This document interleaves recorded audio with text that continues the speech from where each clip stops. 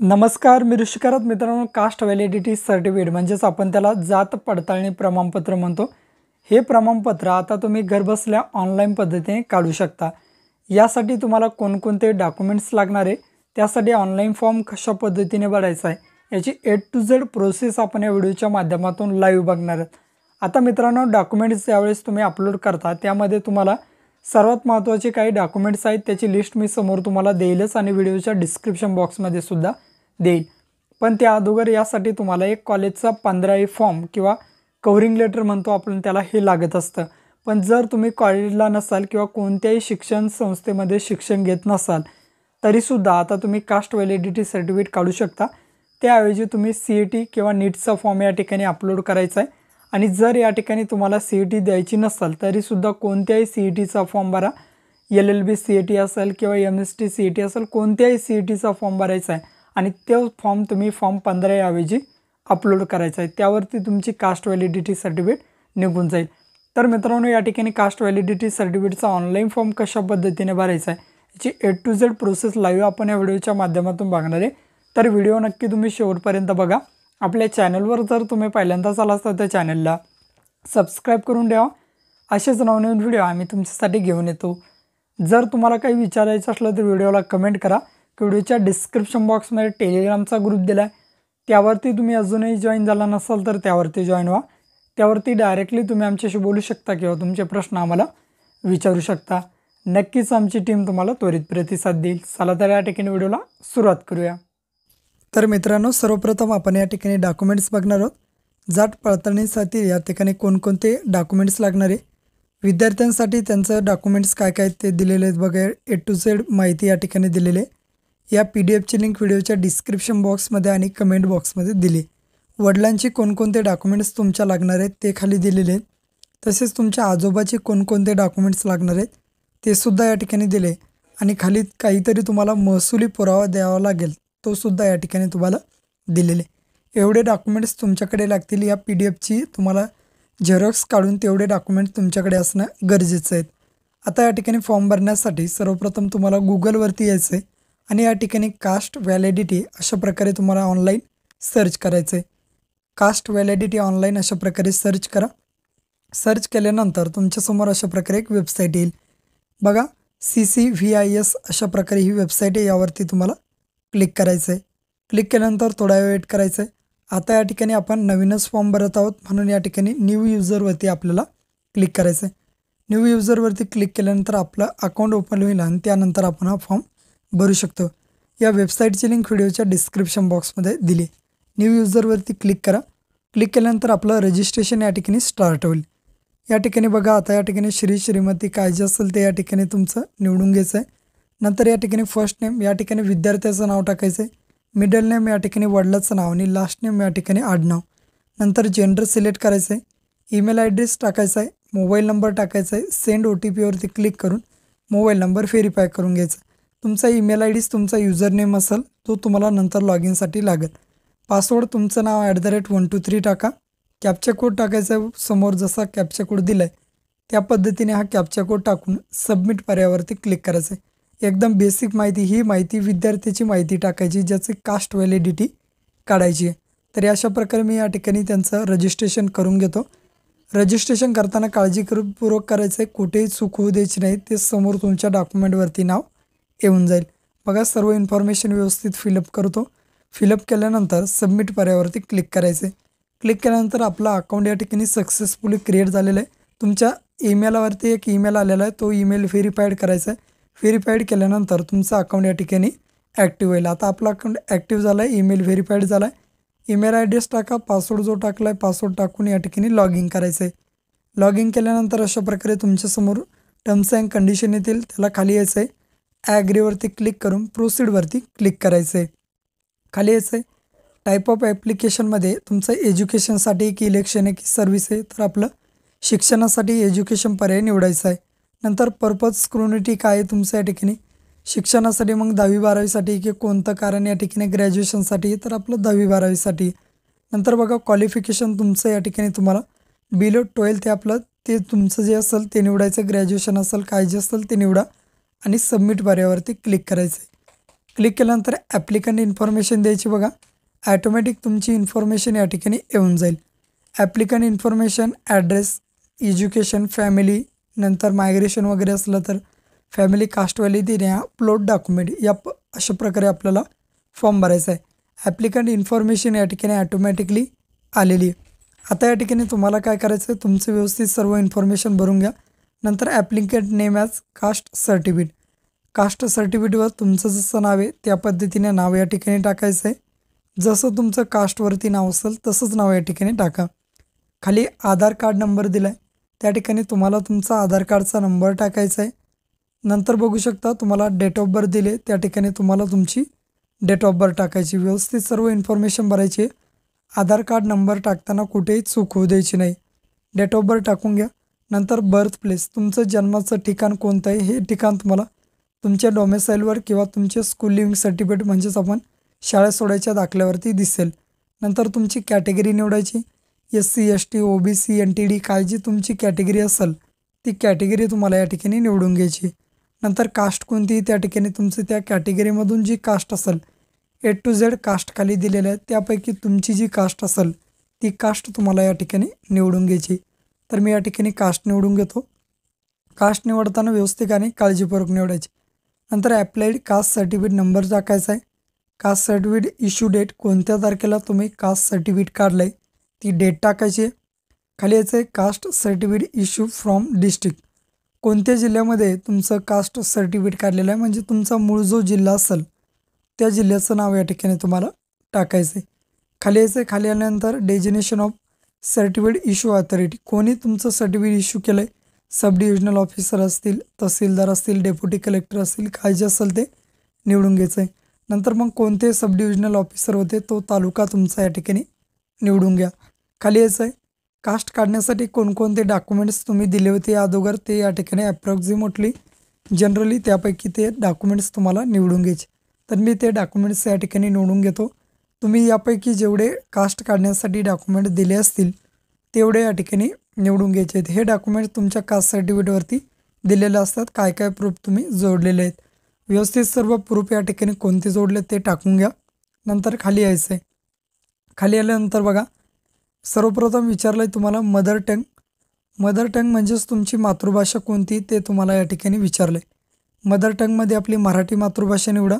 Regional dialect या ठिकाणी तुमची भाषा परत आपली मराठी म्हणून या ठिकाणी मी मराठी परत टाकून देतो.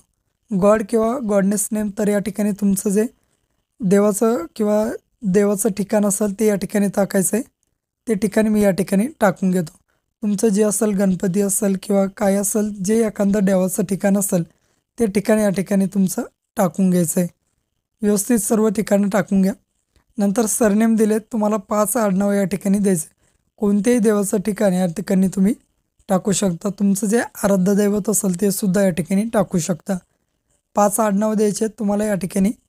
तुमच्या नातेवाईकांचे रिलेटिव्हचे 5 आडनाव टाकायचं आहे आणि सेव्ह अँड नेक्स्टवरती क्लिक करायचं आहे. क्लिक केल्यानंतर थोडा वेट करा. आर यू शुअर, तर ओके करायचं आहे.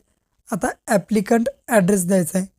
तुमचा जो राहता तो पत्ता द्यायचा आहे. Correspond address line 1, address line 2 compulsory आहे. नंतर स्टेट, नंतर तुमचा डिस्ट्रिक्ट, नंतर तुमचा तालुका, पिनकोड, नंतर तुमचं या ठिकाणी कोणत्या वर्षापासून तुम्ही त्या पत्त्यावर राहत असाल तर तुम्ही तुमचं जन्माचं वर्ष निवडू शकता. करस्पॉन्ड ॲड्रेस त्याच पद्धतीने टाकायचा आहे. हाच जर तुमचा परमनंट ॲड्रेस असेल तर यस करा, ॲटोमॅटिकली ॲड्रेस निघून जाईल. नसेल तर नो करून मॅन्युअली तुम्ही टाकू शकता जो तुम्हाला टाकायचा आहे तो. नसेल तर तुम्हाला जो राहत असेल तो जर परमनंट असेल तर परमनंट ॲड्रेस इज सेम, तर यस करायचं आहे आणि सेव्ह अँड कंटिन्यू ऑप्शनवरती क्लिक करा. आता ॲप्लिकंट एज्युकेशन डिटेल्स या ठिकाणी तुम्हाला शैक्षणिक माहिती द्यायची. यामध्ये बघा सर्वप्रथम आता एज्युकेशनमध्ये तुम्हाला प्रायमरी, सेकंडरी आणि कॉलेज 3 दिले आहेत. तुम्ही ज्यापैकी पात्र आहात ते तुम्हाला टाकायचे. प्रायमरीमध्ये प्रायमरी निवडून घ्या सर्वप्रथम. नंतर primary education institute and address, तुमच्या शाळेचं नाव आणि पत्ता या ठिकाणी तुम्हाला टाकायचं आहे. व्यवस्थित तुमच्या शाळेचं नाव आणि पत्ता टाका. कोठेही या ठिकाणी चूक होऊ द्यायची नाही. तुमचं प्रायमरी म्हणजे 1ली, 2री, 3री, 4थी काय जे शिक्षण झालं आहे ते कोणत्या शाळेत झालं आहे त्यापैकी ते टाकायचं. कुठून कुठपर्यंत तुम्ही ते प्रायमरी शिक्षण झालं आहे ते सुद्धा टाकायचं आहे. नंतर त्या ठिकाणी कास्ट कोणती होती तुमची तीसुद्धा निवडून घ्यायची. नंतर मग सबकास्ट कोणती होती त्यामध्ये तुमची तीसुद्धा या ठिकाणी तुम्हाला कास्ट मेन्शन इन रेकॉर्ड. नंतर कंप्लीट झालं का तर कंप्लीट करायचं आणि ॲड पर्यायावरती क्लिक करायचं. अशा पद्धतीने आपली प्रायमरी एज्युकेशन ॲड झाले. त्याच पद्धतीने आता सेकंडरी. परत secondary name and institute address. तुम्ही सेकंडरीला कोणत्या शाळेत होतं त्या शाळेचं नाव आणि पत्ता या ठिकाणी तुम्हाला टाकायचा आहे. इयर फॉर्म केव्हापासून तुम्ही या ठिकाणी सेकंडरी म्हणजेच माध्यमिकला होतात ते वर्ष तुम्हाला या ठिकाणी टाकायचं आहे. इयर टू कुठपर्यंत तुम्ही माध्यमिक शिक्षणाला वर्षाला होतात ते वर्ष तुम्हाला या ठिकाणी निवडून घ्यायचं आहे. नंतर कॅटेगरी कोणती होती त्यावेळेस तुमची तीच कॅटेगरी असेल जी तुमची आत्ता आहे ती. नंतर तुमचं कास्ट मेन्शन रेकॉर्ड कोणतं होतं तुमच्या TCवर ती बघून तुम्हाला या ठिकाणी तुमची सबकास्ट परत निवडून घ्यायची. हे फॉर्मॅट तुम्हाला सेम राहील. तुमचं प्राथमिक असेल, कॉलेज एज्युकेशन किंवा कोणतं एज्युकेशन असू द्या. त्याच पद्धतीने आपलं आता परत कॉलेज एज्युकेशन ॲड करायचं आहे. परत कॉलेज एज्युकेशनवरती क्लिक करा.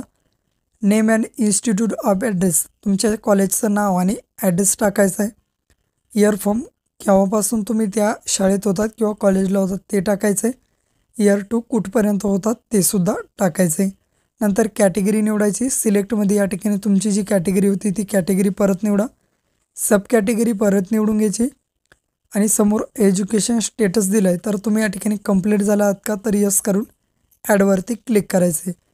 प्रायमरी, सेकंडरी आणि कॉलेज एज्युकेशन आपलं ॲड झालेलं आहे. परत सेव्ह अँड कंटिन्यू पर्यायावरती क्लिक करा. क्लिक केल्यानंतर आर यू शुअर विचारेल तर ओकेवरती क्लिक करा. ओकेवरती क्लिक केल्यानंतर खाली यायचं आहे. या ठिकाणी बघू शकता फादर्स नेम. या ठिकाणी आता फॅमिली डिटेल्स द्यायचे. फादर फर्स्ट नेम म्हणजे तुमच्या वडिलांचं नाव, नंतर तुमच्या आजोबाचं नाव आणि लास्ट नेममध्ये तुमचं आडनाव. या पद्धतीने तुम्हाला तुमच्या वडिलाची इन्फॉर्मेशन भरायची आहे. नंतर खाली बघू शकता ग्रँडफादर नेम तुमच्या आजोबांचं नाव, त्यांच्या वडिलांचं नाव आणि आडनाव. या पद्धतीने तुमच्या ग्रँडफादरची सुद्धा इन्फॉर्मेशन भरून घ्यायची. आणि खाली तुम्हाला ॲड्रेस विचारला आहे तो ॲड्रेससुद्धा व्यवस्थित टाकून घ्यायचा. बघा मी सर्व व्यवस्थित इन्फॉर्मेशन टाकतो. परमनंट ॲड्रेससुद्धा या ठिकाणी तुम्हाला टाकून द्यायचा आहे. ॲड्रेस टाकताना व्यवस्थित टाका. व्यवस्थित ॲड्रेस भरल्यानंतर तालुका वगैरे टाकायचा आहे. नंतर फादर ऑक्युपेशन तुमच्या वडिलांचा व्यवसाय काय ते टाकायचं आहे. व्यवस्थित सर्व इन्फॉर्मेशन तुम्ही भरून घ्यायची. नंतर ऑफिस किंवा ॲड्रेस दिला आहे तर या ठिकाणी तुम्ही डायरेक्ट फार्मिंगसुद्धा टाकू शकता. तर या ठिकाणी आपलं सर्व्हिसला असेल वडील तर सर्व्हिस, बिझनेस असेल तर बिझनेस निवडायचं आहे. नंतर बघू शकता फार्मिंग हे काय ॲग्रिकल्चर आहे कोणतं, ऑफिस तर आपलं ॲग्रिकल्चर येतं. नंतर ऑफिसच्या ठिकाणी तुम्ही फार्मिंग हा पर्यायसुद्धा किंवा फार्मरसुद्धा टाकू शकता. कॉन्टॅक्ट नंबर द्यायचा आहे. नंतर बघा इनहेरिटेड प्रोफेशन ऑफ फॅमिली तुमच्या फॅमिलीचे प्रोफेशन काय तर फार्मिंग, शेतकरी आहेत. खाली यायचं आहे. ॲप्लिकंट फादर लिटरेट शिकलेले असेल तर यस करायचं, तुमचे वडील नसेल तर डायरेक्टली नो करायचं. तर आपले वडील समजा शिकलेले तर यस करा. मग सेकंडरी झाले की प्रायमरी ते टाका तर डायरेक्ट सेकंडरीसुद्धा टाकू शकता. परत शाळेचं नाव आणि ॲड्रेस टाकायचा आहे. इयर फॉर्म केव्हापासून त्या प्रायमरीला किंवा सेकंडरीला शाळेत होतात ते वर्ष निवडायचं आहे. आणि इयर टू कुठपर्यंत होतात ते सुद्धा वर्ष निवडून घ्यायचं आहे. नंतर बघा कास्ट कोणती मेन्शन होती त्यावेळेस ती कास्ट निवडायची. तुमची जी कास्ट असेल ती सबकास्ट निवडायची. आणि सबकास्ट निवडल्यानंतर या ठिकाणी बघू शकता डायरेक्टली तुम्हाला एज्युकेशन स्टेटस तर या ठिकाणी तुम्हाला कंप्लीटवरती क्लिक करायचं आहे. किंवा इन प्रोसेस जर असेल तरी इन प्रोसेससुद्धा पर्याय तुम्ही निवडू शकता. तर मी या ठिकाणी व्यवस्थित निवडतो. खाली बघू शकता सर्व डिटेल्स टाकल्यात. सेव्ह अँड नेक्स्ट पर्यायावरती क्लिक करायचं आहे. आर यू शुअर विचारेल तर यस ओकेवरती क्लिक करा. फॅमिली मायग्रेशन डिटेल्स बघा स्टेट मायग्रेशन तुमचं स्थलांतरण झालं असेल तर यस, नसेल तर नो. नंतर नेटिव्ह प्लेस मायग्रेशन तर या ठिकाणी दोन्हीसुद्धा ठिकाणी आपले कुठेही स्थलांतरण झालं नाही म्हणून या ठिकाणी नोच पर्याय ठेवायचे. आणि सेव्ह अँड कंटिन्यूवरती क्लिक करा. परत आर यू शुअर विचारेल तर ओकेवरती क्लिक करायचं आहे. क्लिक केल्यानंतर आता याची फॅमिली कास्ट व्हॅलिडिटी दिसेल.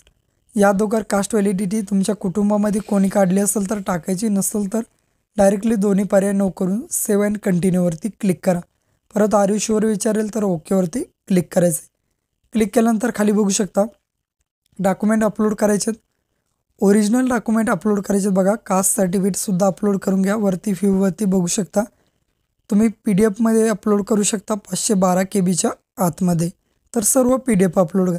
नंतर ॲफिडेविट फॉर्म नंबर 17 तुम्हाला जो तहसीलमधून मिळालेला आहे तो.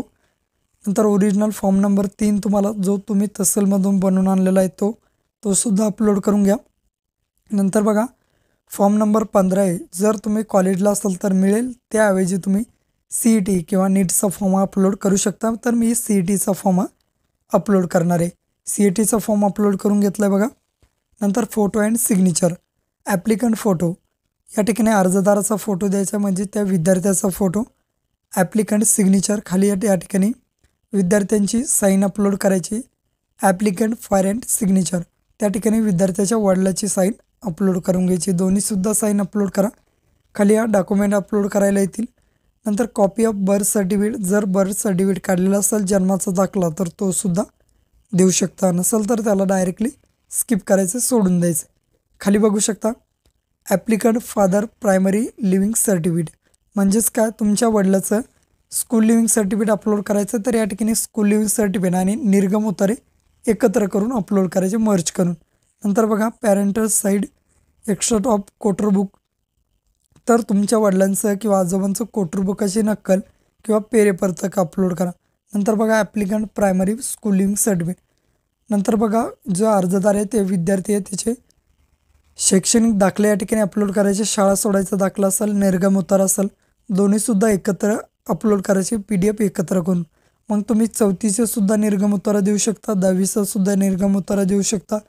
तुमच्याकडे जो शाळा सोडायचा दाखला किंवा TC असेल तो सुद्धा त्यामध्ये ॲड करायचा. तिन्हीसुद्धा डॉक्युमेंट्स अपलोड करायचे त्या ठिकाणी एकत्र करून. तर या ठिकाणी मी स्कूल लिव्हिंग सर्टिफिकेट सर्व एकत्र करतो आणि नंतर अपलोड करून घेतो.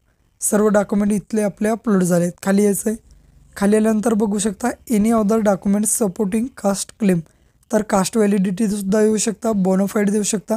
ऑरमध्ये तुमच्याकडे जे असेल ते डॉक्युमेंट्स या ठिकाणी द्या. यापैकी तुमच्याकडे जे असेल ते. नसेल तर तुम्ही नाही दिलंसुद्धा या ठिकाणी चालते. जे असेल त्यापैकी जेवढे डॉक्युमेंट्स आहेत तेवढे द्या. स्कूल लिव्हिंग सर्टिफिकेट अपलोड करताना एवढी काळजी घ्यायची की शाळा सोडायच्या दाखल्यासोबत तुमचं या ठिकाणी निर्गम उतारे त्याचमध्ये ॲड करायचे, PDF एकत्र करायचे, नंतर अपलोड करायचे. वडिलांची PDF एकत्र, तुमची PDF एकत्र या पद्धतीने. नंतर सेव्ह अँड कंटिन्यूवरती क्लिक करायचं. तर एक्स्ट्रा डॉक्युमेंट या ठिकाणी 7/12सुद्धा देऊ शकता. सेव्ह अँड कंटिन्यू करा.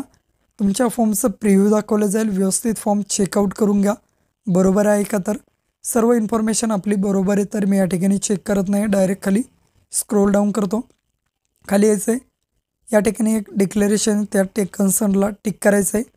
तुमचा या ठिकाणी तुम्हाला कॅप्चा कोड दिला आहे, तो कॅप्चा कोड टाकून सबमिट पर्यावरती या ठिकाणी क्लिक करायचं. व्यवस्थित सर्व इन्फॉर्मेशन टाका आणि सबमिटवरती क्लिक करा.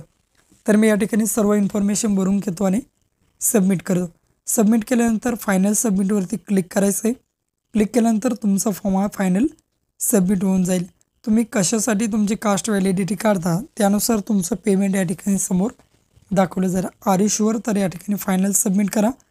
मेक पेमेंट करा. आपल्याला 100 रुपयाचं पेमेंट आलेलं आहे. हे पेमेंट या ठिकाणी तुम्हाला करून घ्यायचं. तर या ठिकाणी तुमचा ID जनरेट झालेला आहे. आपलं पेमेंटसुद्धा आता झालेलं आहे. हा ID कॉपी करून ठेवायचा आहे. होमवरती क्लिक करा. खाली तुम्हाला डाउनलोड ॲप्लिकेशन आणि डाउनलोड पेमेंट रिसिप्ट दोन्हीसुद्धा आलेले आहे. दोन्हीसुद्धा डाउनलोड करून घ्यायचं आहे. ॲप्लिकेशनसुद्धा डाउनलोड झालेलं आहे आपलं. आता या ठिकाणी आपल्याला पेमेंटची रिसिप्टसुद्धा डाउनलोड करायची. पेमेंटची रिसिप्ट डाउनलोड झाल्यानंतर अशा प्रकारे येईल. ही रिसिप्ट तुमच्या जिल्हाधिकारी कार्यालयामध्ये तुम्हाला जमा करावी लागेल किंवा समाज कल्याण ऑफिसला जमा करावी लागेल. अशा पद्धतीने तुमची कास्ट व्हॅलिडिटी